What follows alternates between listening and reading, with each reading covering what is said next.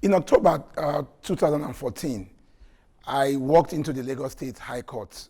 There's a little office where the journalists are allowed to write their story and file in their story after reporting cases in court. So I had gone there to report a case. As I walked into the office just to see if I could type something before traveling to the office, everybody knows how crazy the Lagos traffic is.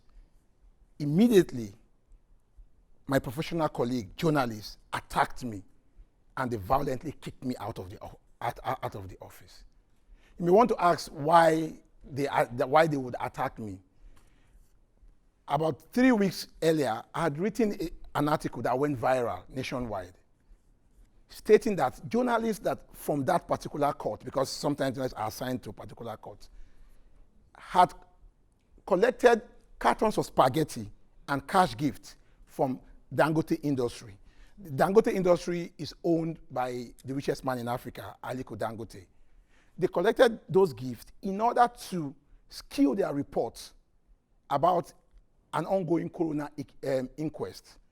Before then, a truck belonging to that factory had caused a huge fire on rush hour in Lagos, and 50 people had died in that fire. And there was a coroner inquest to find out what happened. They got the spaghetti and the cash gift in order to skew their report so that the Dangote industry is not presented as being at fault.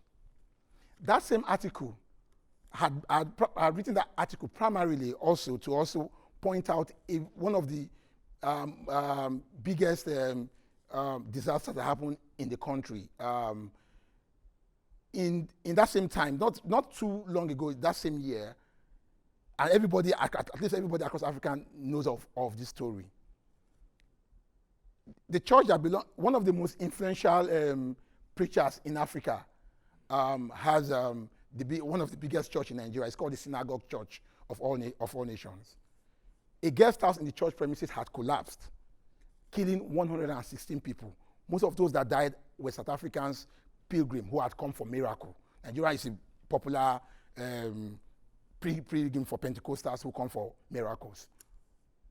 The pastor had bribed journalists with about the equivalent of $140, 50,000 naira, in order to in order to write a report presenting the church in a favorable light.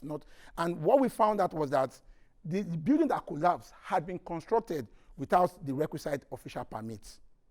I had written a story a story showing that journalists collected bribe. I got death threats. The church member said that I was going to die of cancer and all sorts. But that did not even bother me. I was bothered more by articles written by my colleagues trying to demean me and trying to point that the church was right. One of them actually said that the money they got was honorarium for coming to cover. How would journalists collect honorarium for cover? So the point I'm trying to make here is that in Nigeria, we have a practice that is called brown envelope. Brown envelope is such for journalists when they go to cover press conferences or events. They expect to get some cash gifts from the organizers of the press conferences. The money is usually placed inside a brown envelope, hence the name, brown envelope. The tradition is so perverse that it cuts across. Sometimes it's not about giving you the physical brown envelope. Sometimes you get the money is paid from press conference, give you the equivalent of $5. Influencer journalists get up to hundreds of dollars.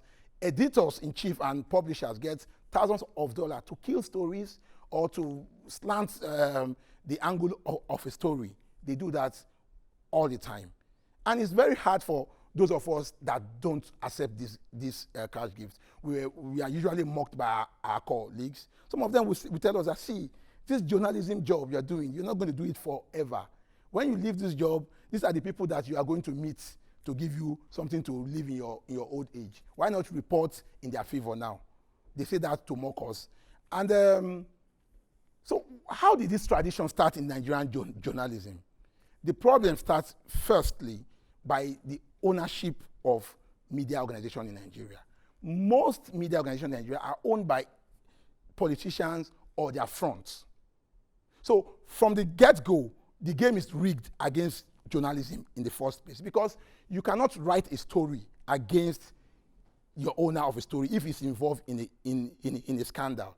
If the scandal is so egregious to an extent that you cannot ignore it, they either try to excuse the offense or they just try to give it a peripheral coverage. We see this happen all the time by different news organizations. And the second problem for this is the pay for journalists. African journalists generally are among the worst paid professionals anywhere in the world. When you look at journalists, if you go out to Nigeria, most journalists, you see them, they are hungry looking, they are shabbily dressed.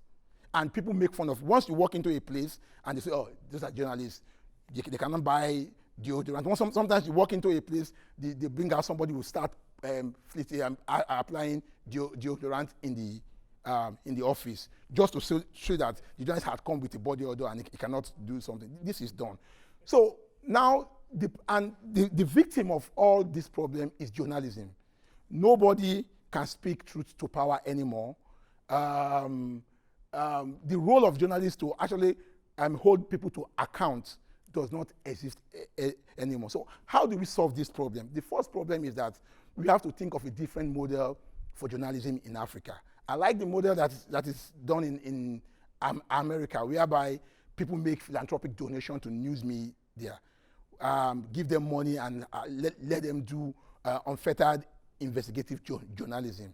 This is a model we must also think about to inculcate in Africa. The other thing is that journalists have to be paid well.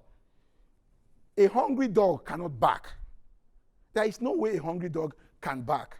So if journalists are not paid well, they would lack the self-esteem to ask the right question and hold people to account. They will also not have the respect. I see the way American journalists are respected, because they are paid well and they don't expect to meet anybody to collect brand envelope from them. Thank you.